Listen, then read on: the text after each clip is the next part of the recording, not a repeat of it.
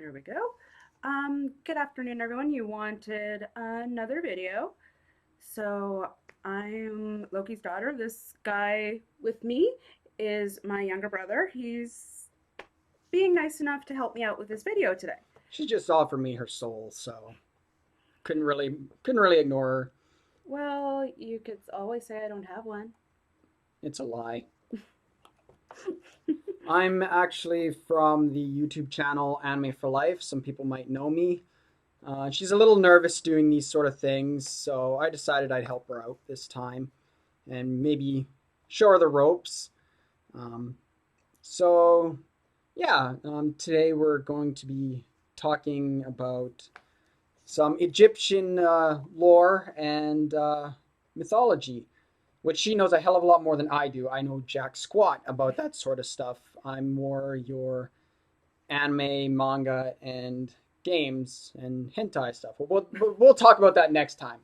That's not for Great this thing to video. bring up on the video, bro. Hey, that's people want to hear about that, right? I don't think so. Oh, anyway, All right. So the first question was from Jessica. And she was a dear and was my first Patreon. So I thank her from the bottom of my heart for that. And I look forward to making many more videos for you. Hopefully, by time I will be a little bit more easygoing at this. Okay, so the first video was where did I start my love of mythology, along with the Three Eyes of Ra. I thought would be an interesting place to start. So, I first gained a love of mythology when I was probably about 6 or 7. I saw a documentary on the Egyptian pharaohs. I can't really place which one it was. I've seen them all now so many times, they kind of all blur together. Um, and I got reintroduced to it back in grade 5 when we first started doing history. And we started with the Egyptian, Greek, and Roman myths. And it just took off from there. Since then, I've been studying everything and anything, mostly on my free time. yeah. In all honesty, whenever I come across anything like that, I'm always asking her, "Who's this guy?" or "Who's that girl?" and she'll just ramble it on off. And while I can't claim to know everyone, there are too many gods and goddesses and spirits and stories out there for anyone to truly know them all. I do try my best, and hopefully, I will enable you to learn a little bit more. Now, my mother is also a huge inspiration, and I have to give a huge shout out to her. Otherwise, well, I probably wouldn't be where I am in my love of myths. She made sure we knew that we could believe what we wanted to believe, and we didn't have to follow any one beaten path. So here we are. All right, now let's get on to the myths. All right. Now, as I said in the very beginning video, I am a pagan by faith, and I found it's only further enriched my love for mythology because you are learning more about the myths in order to work with various deities and spirits, which in itself can be a lot of fun. Okay, well, my favorite one I would have to say has got to be about Sekhmet. She has quite a multifaceted goddess. She's was considered the goddess of healing, destruction, and the plagues. So, as you can see, what she destroys, she can also heal. So, she's a good one to call upon if your friend has cancer or your pet is really sick and you need some divine intervention. She is a great deity to call upon, not just destroying your enemies. And one of my favorite of her myths is about how Ra got her drunk. Okay, so how it goes is she was sent out to go and take care of Osiris's, well, sorry, Ra's enemies that had opposed and tried to overthrow him. However, her bloodlust at the time was so severe, she was very near in the ability to wipe out all of humanity and all living things on Earth. So Ra got another of the goddesses, namely the goddess of beer, to forge and cast one of her strongest brews and dyed it red to resemble the color of blood. And as she did that, she got her so drunk, she gave up her pursuit of blood and turned back into Hathor, which is another part of her that many scholars would say is her gentler alter ego. And we will talk a little bit about her later on. So basically, long story short, get your enemies drunk and they'll stop attacking you. Yeah, I suppose so. That might be a good idea, but it might not work in your favor as well. Okay. And some of her offerings include beer of all things, tiger's eye, any spicy food, because, hey, she is a tiger, bloodstone, dragon's blood incense, and red meat. Being a tiger once or a lion once again, she's all about the protein. And her altar should be in shades of red to symbolize her might. Her name also has a few meanings. It can mean she can mean the powerful one. She's also called the Eye of Ra, which she holds with Bastet and Hathor, along with several other goddesses, but those are the three main ones that hold that title. And she was considered the goddess of Lower Egypt, and like Bastet, guardian and protector of the pharaohs. All right, so I think now he might want to have a word or two. Yeah, I'll be covering Bast because we're going to be doing three, three of the gods: Bast, Sekhmet, and Hathor. And she kind of talked about Hathor there a second ago, but didn't really talk too much about it. But we'll get to that in a second. So Bast is a cat deity, and originally, while she was actually more of a lion goddess for reasons I don't really know because I'm an ignorant pleb, she got demoted down to more just a regular cat goddess. But despite that, she was actually very, very beloved by all who worshipped her. And she was also a goddess of passion, perfumes, protections, and many, many other things. As well as not many people know, she was also a goddess of firefighters. And it is thought that that is why firefighters often have a cat kept within the hall of around their fire trucks as an homage to Bast. See, that would have been really nice when I almost set the house on fire. You And I'm had a not, dog. yeah, I suppose he helped, but I'm not kidding. I almost set my house on fire. I set the wall up at least. And if anyone is wondering what Bast looks like, this little statue here is my personal representation of her. Um, and she always sits on my altar, and she usually has tiger's eye like Sekhmet that she stays with her. Along with Hathor and Sekhmet, sorry, you can see I'm so educated on these names. She's also one of the eyes of Ra, and she also protects him during the night from Apep. or apotheses, I think he's called. Apophis. Apothesis. That was close. And because he's got a real beef with Ra for some reason, and he tries to basically wipe him out every single night. And so the eyes of Ra, they protect him and basically help the sun every morning. And the ancient Egyptians saw the sun rising every day as Ra rising back up into the heavens, I'm guessing, Yeah. as Ra waking up to once again rule over the heavens and to watch over all of Egypt and having his won his fight, or in the very least, at least making it through the night against Apophis.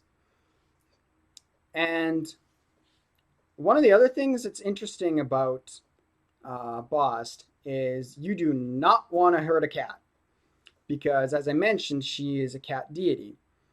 And whether it be accidental or intentional, the last thing you want to do is harm a cat.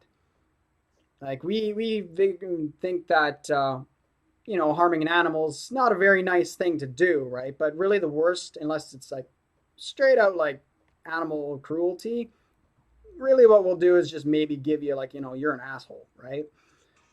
But if it's bossed, she'll give you hell on earth if you do anything so much as like flick a cat in the nose. Yeah. The black cats in particular were considered her children and were very sacred to her. And as he said, to harm a cat was equating a death sentence. And they were so beloved that their families would often shave their eyebrows in mourning and basically to show their grief that they had lost this beloved cat. And if they had the money, they would mummify them and then offer them to Bast, basically saying, "Here, we are returning your child to you, and thank you for giving us your child to look after." Yeah, so although she was very beloved and she could be very merciful, she could also be very, very angry and cruel to you if you messed with her children, as they would call the cats. And she actually, if you look at the Greek legends, she could be considered the equivalent to Artemis, which is kind of funny because Artemis was more akin to a goddess of the sun, No. or rather, sorry, Artemis was the moon, Yes. and she was the sun. Yes. But so it's kind of weird that way, but run with it. Um, but some of the offerings that would give you favor with Bast would be things like peacock feathers, chocolates, honeys, um, red wine, jewelry, even weapons like daggers and swords. So she'd probably like me because I love my swords and daggers. I collect them. And she loves perfume.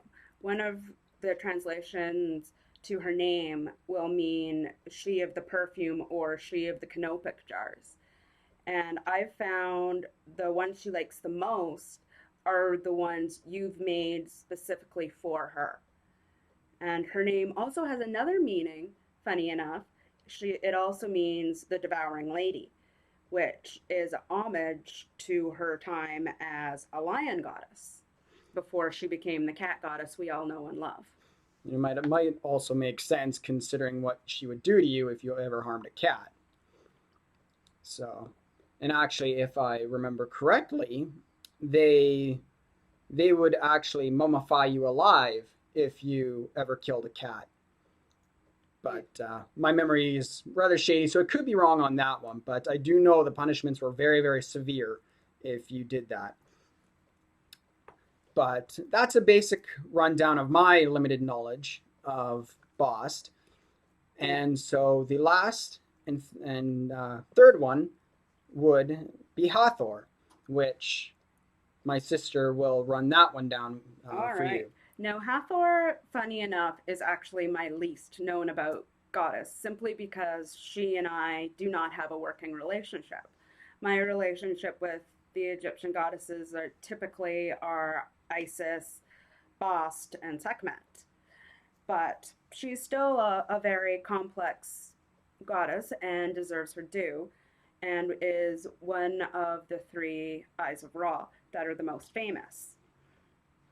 All right. And while she's probably, as I said, not well known to me, she is probably one of the most well known Egyptian goddesses. And so she is a sky goddess, and her name typically translates to House of Horus or My House is the Sky. And she is considered, rather than a single deity, but a type of deity. She's kind of unusual like that. And as there are legends that also speak of the manifestations of her as seven Hathors rather than a single one, which is quite strange. And some even put her numbers at 362. Well, I don't see how that's possible, but who am I to question the gods? The ultimate in multiple personality disorder. All right.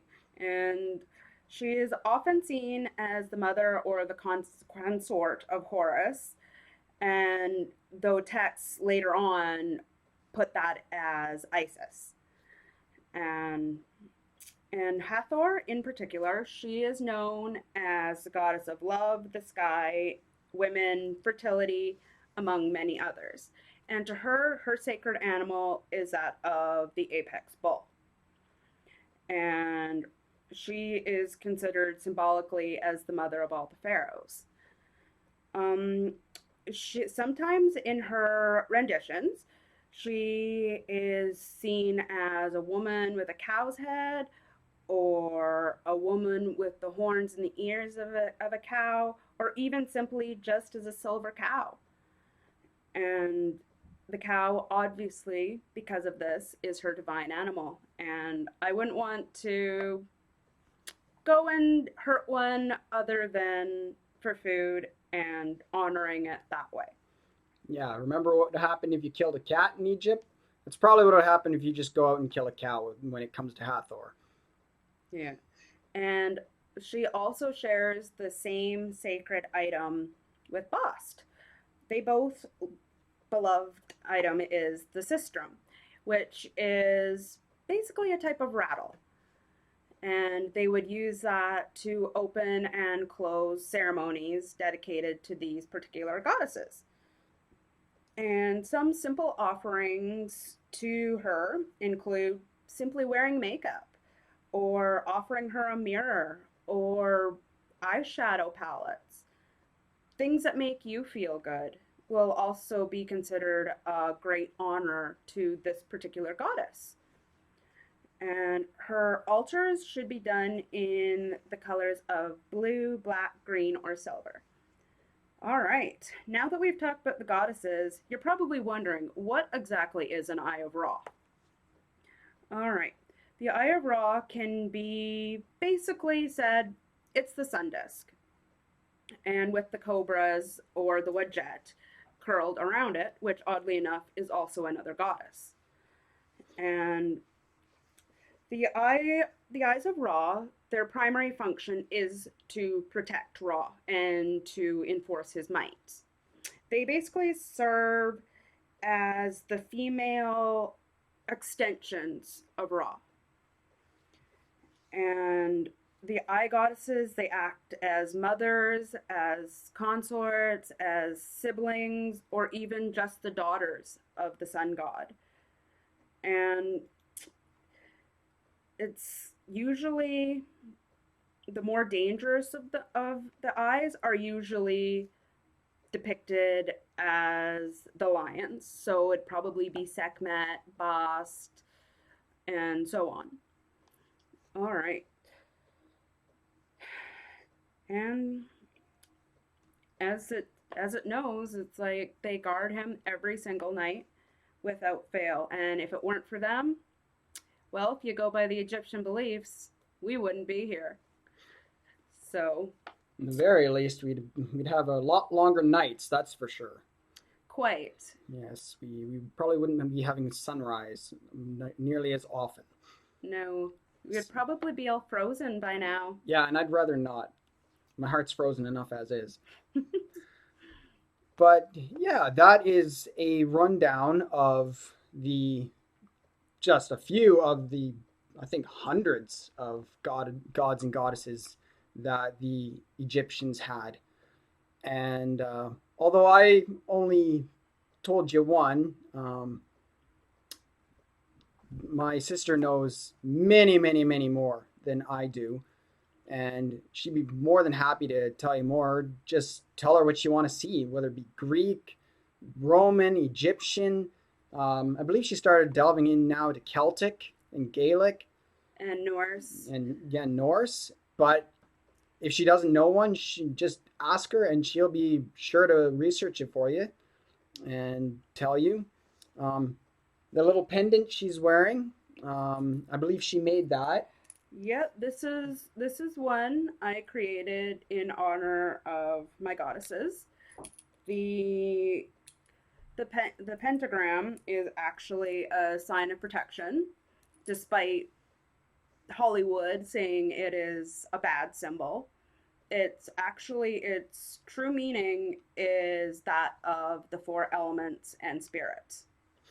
Yeah, so if you're actually interested in that, she actually makes her own jewelry and she's got actually a Patreon she set up recently. And if you're interested in ever wanting maybe just a ring or a necklace, um, yeah, you can sign up to her Patreon. And she only, right now, only is like something like $2 a month or something.